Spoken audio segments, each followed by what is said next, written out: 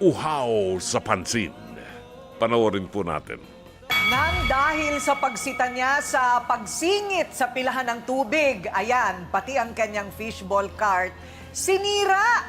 Naku, kabuhayan yun, ha? Santa, humarap ka na!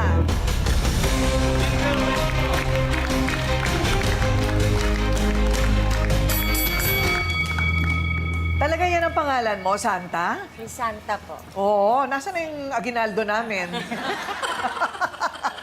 So, ano nangyari? Sa lugar ninyo, walang poso.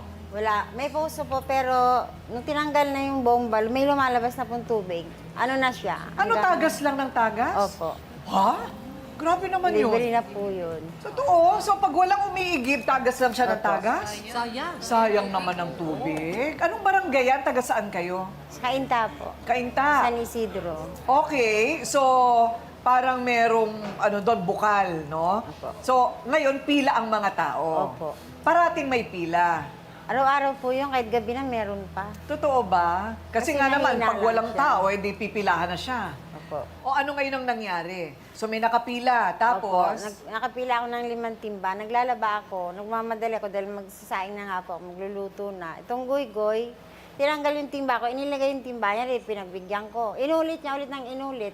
Napiko na ako. Bakit alakas ang loob niyang tanggalin timba mo, tapos sisingit siya? May sama siya ng loob sa akin. Ah, may sama ng loob. Opo. Bakit? Nanligaw siya sa anak ko, 14 years old. Ha? Hindi naman siya pwede. May edad na siya. Yung goy-goy, may edad na. Opo. Ilan taon? Siguro nasa 30 na siya. Lahat, lipat na kami lahat dyan. Ay, hindi yata pwede yun, 30 tapos minor de edad.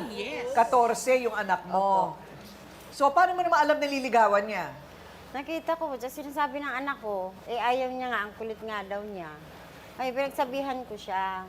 Sabi ko, wala mapapala yung anak ko, tsaka unang-una, batang-bata pa siya, tsaka nagagamot siya. Oo. Sabi niya, Walang asawa yung goy-goy. wala po. Okay. Tambay lang po siya. Tambay, wala pang hanap buhay. Nakikitulog sa tricycle, kung saan-saan lang siya abutan ng antok, doon siya. Pero masipag naman siya. Paano masipag walang trabaho? Ano siya, nagkikiigib. Yun, pinagpapaigib po ng tiyahin niya. Tapos kahit kanino, nag-iigib siya, binabayaran siya. Titinda ng isda pag may puhunan. Pag may puhunan, naku, mahirap yung ganyan. So, mabuti na lang yung iyong anak, may matinong isip na hindi basta papatol. Opo. Tsaka may sugat siya kasi sa balat. Yun ang kinagagalit ko kay Goy Goy.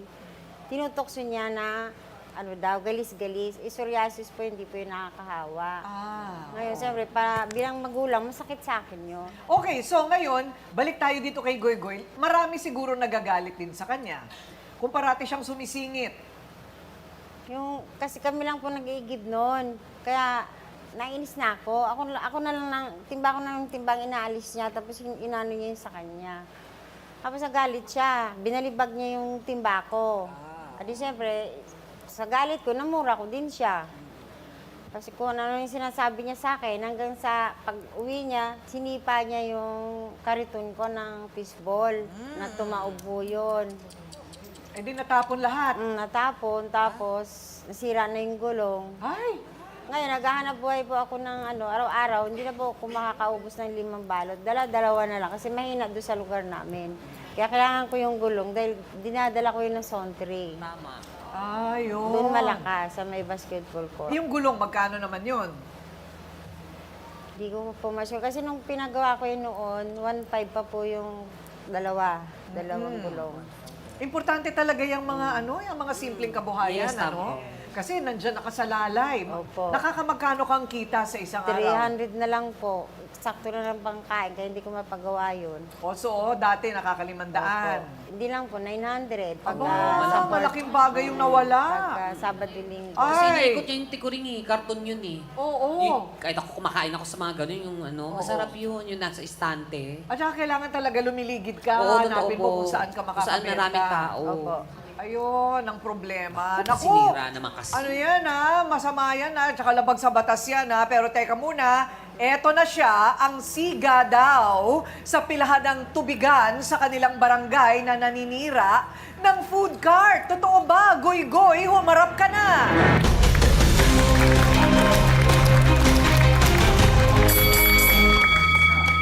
Palaman ang mukha mo. Dito ka pa. Siyempre, ikaw naman, nakapila ka na, marami ka ng tubig. Tapos ang sakit pa pang pinagsasabi mo sa akin sa sarili ko. Kahit naman ako, sabihin pa ng ibang tao dyan, nakakarinig, nakakaya. Mga sinasabi mo na masasakit. Kaya binawi ko lang yung sinabi mo po na ang sasakit ng sinabi mo sa akin. Kaya parang di na kitang ginagalang. Ilang taon yung anak ko para ligawan mo? Para hintayin ko lang sa pag mag-edad niya, doon ko siya liligawan. Ganon. In love si Boy. Kapag may sakit ang anak ko, kaya mo ba suporta ng sakit na ang gamot nun? Kahit wala akong masyadong trabaho, mag-ahanap ako ng trabaho para masuportahan siya ng maayos. Yun. Ganun ba? Ay, ganun pa, no? Dakila ka. Pero menor de edad pa yon, matagal-tagal pa yon. Okay lang po, pwede nga po maghintay eh. Oo, maghihintay ka talaga. Talaga, ha? Oh, ito naman, Goy-Goy, ano ang version mo dyan sa sumbungan niya na bastos ka daw, nang babalibag ka ng balde, at pagkatapos nangaagaw ka pa ng pwesto, pagkatapos nanira ka pa ng kabuhayan. Ano talaga ang kwento dyan? Inutusan po ako ng tiyahin ko kumuha ng balde kasi gagamitin nga pang CR ng tiyahin ko kasi na-stroke po yun. Wala pong mag-iigib eh. Kasi ano lang po yun eh, yung parang hapon ng katawan niya. Paralisado. Opo. Oh, tapos tapos? yung balde, eto, si doon, ang dami nang sinasabi, nagisingit lang ako ng sa balde. Kailangan kasi ng na-stroke na tiyahin ko para magamit. Eh, siya, ang dami nang sinasabi ng mga masasakit na salita. Kaya binawian ko sa kanya magsasalita ng ganyan. Tapos, Teka muna, sino bang nauna sa pagsasalita ng masama? Ikaw Siya ba? po. Dahil sa lumiligaw siya sa anak mo? Hindi po, dahil din po sa pumipila siya ng wala sa lugar. Oh. Eh, nagmamadali rin ako magbalna. Pinagbigyan ko na siya ng ilang timba. Inulit niya naman. Kaya sobrang Bakit hindi ka nga pumila? Bakit?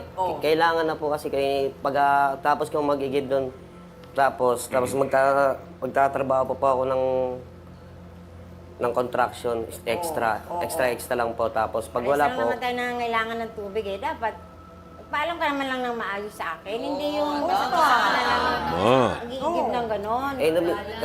kagad-agad na sinabihan mo ako no, masasama ng loob eh. Mga salita masasakit. Kaya nagalit ako, kaya naibalibag ko yung balde. Pero kung pila yan. Pila po. Goy-goy. Opo. Di ba sa lahat? Ano yan, hindi ka pwede talagang makisingit? At kung sisingit ka dahil sa tindi ng pangangailangan mo, di bakit hindi nakiusap? Nakikusap ako sa kanya ng tama. Sabi niya, mamaya na.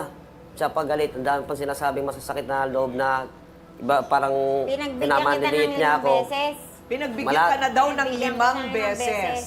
diba? 5 beses na. Paulit-ulit. Sa dami mo, Hindi mo pa yung drama. Nilakad ka, sa dami mo nagmamadali. sinasabi na masasakit. Kaya kahit Natural. dumilim nung paningin ko, kaya nahihagis ko na yung balde. Hindi Kahit ka saan-saan na- naman. Hindi ka nakikinig kasi. O yun na lang. Talagang at least umaamin siya, nagdilim yung paningin niya. Kasi nga sa galit. Sa galit. Bakit naman pati yung food cart niya, nabalibag mo? Sa sama ng loob ko, talagang galit na galit talaga po ako sa kanya na marami pong pinagsasabi na masasama ng loob na katulad ng gento. Ganyan, palabay ka na naman, wala ka na ng trabaho, ganyan. Yung bubong mo, saka natutulog sa tricycle na lang. Well, ganun nga talaga kapag nagkasagutan na, hindi mo na alam kung yung sisiklab. Hindi mo alam kung anong mangyayari. Bato lang ng bato. Patong na yung masasamang Tama, salita, oo. ano? Opo. Tapos nadaanan yung card ko, yun, sinipa niya pa. Yung matanda, nagka-black eye. Ay. Hindi ka naman sadya na itulak lang. Oo, pero ba't dapat tinulungan mo man lang? Hindi mo man lang tinayo. Paano na itulong inablanko na nga, kaya umalis na lang para hindi na masyadong lumaki. Okay. Ano? O, teka muna. Pero dapat yun, tinulungan mo yung matanda. Tama, di ba? Kailangan tinulungan mo. Parang na-shop po ako eh.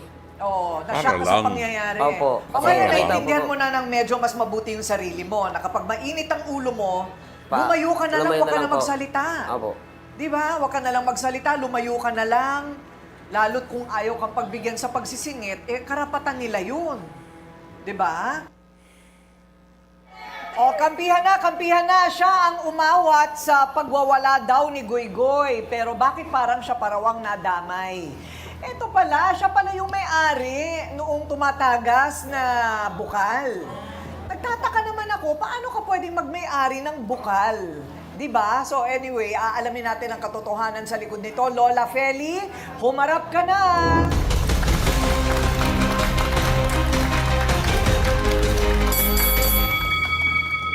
Ayan.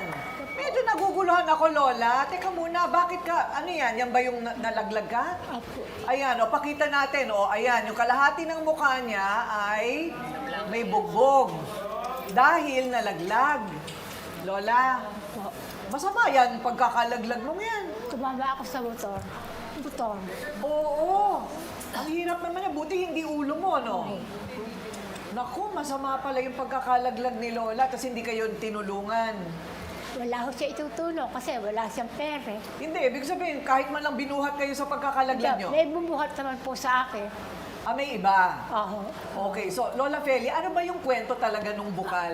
Ang bukal po ay kasaysayan po doon. 1985, kami po ang nagpalagay ng bukal. 17 tao po kami na nagtulong-tulong para ipakiusap kay Mayor Ben Felix ng Cainta. Nalagyan kami ng poso. Oso. Oo. Tapos? Tapos hanggang ngayon, nagkaroon ng, tumatagas ang tubig. Kusa na siyang bumukal. Dati binobombahan namin yon.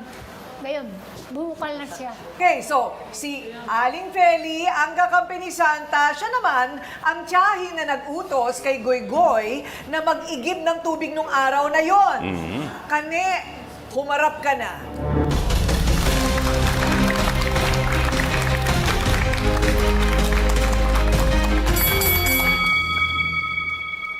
Bakit ka kay Goygoy naman kumakampi? Ikaw ang nagpaigib sa kanya nung araw na yon. Opo, kasi may stroke nga ako. Na-stroke ka. O kaya mabagal ka maglakad. Oo. O tapos, Ay, inutosan ko ito ng tubig. Sabi ko, mag-CR ako. Ginaano kasi niya, yung nagmawala niyang magsingit. Kaya, sabi ko, ano ba yan, Santa? Pinagbabawalan mo magsingit yung mahingi lang ng tubig. Siguro, kahit sino ba naman, siguro kailangan ng tubig eh. Alam mo, Ate Kani, hindi ko siya pinagbabawalan. Kaso, abusado na siya. Pare na lang ang lagay niya. Naglalaban naman din ako. Ay, dapat, Pwede sabihan sige, lang dalawa lang. O, maayos. tapos isa sa akin, dalawa lang. Kaso halos lahat na ng timba niya, siningit niya, pinupuno niyo na yung drum niyo. Dapat nga sabihan mo lang maayos. Sinabihan ko Hindi siya yung ng maayos, kaso pinag-anuhan mo. sumasagot-sagot siya. Pinagmumura-mura mo. pwede bang maglagay Aling Feli doon ng karatula? Bawal ang sumingit. Pwede po. Naglagay na po yun. Naglagay na kayo. Hindi talaga. Hindi Ha? po Ano mangyari. nangyari? Wala, Hindi wala sumusunod. talaga. Ako minsan nakapila ako, ang timba ko pupunta sa, nasa bugad, pupunta sa dulo eh. Ayun na nga, kasi nga, walang namamahala. Walang namamahala, hindi na kaya ni Lola Feli yun. Siya pa magsusuway. Kita naman natin yung mga naging sugat ni Lola. Ayan. Oy, nako, eto ha, Goygoy. Hindi biro ito. Tingnan mo kung gaano kalalim. Kung gaano kalalim, eto, ayan o. Kung gaano kalalim, yung sugat. Eto, ang lalim niya, Mahirap ito, pwede kang makasuhan, pwede kang makulong. Tapos yung pagkabalibag mo pa ng hanap buhay niya. Dr. Love, ano bang dapat na asta pagka ganyan? Yung kulang ang resources, tapos agawan sila. Hindi ba dapat regulasyon yan? At Dapat oo. may order talaga. Dapat may regulasyon. At doon sa kaso ninyo, sa barangay dapat unang magsimula yan. Pero ang gusto kong pagtuunan ng pansin dito ay si Goygoy. Palagay ko kailangan 30 years old ka na, no?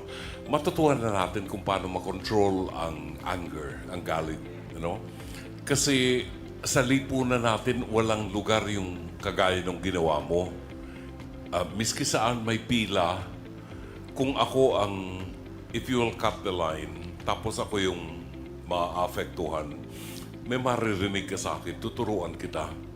Kasi hindi ko pinalalampas yan, kahit matanda yung magka-cut ng line, tinuturuan ko. Ito, respeto lang ang kailangan ng bawat isa sa atin. Pag wala yan, respeto yan ang gulo ng mundo natin. Yung pag nakiusap ka, depende yun doon sa desisyon ng papakiusapan mo. Prerogative niya yun eh. Kasi siya ang nandun sa unahan. Okay? Ayan, okay.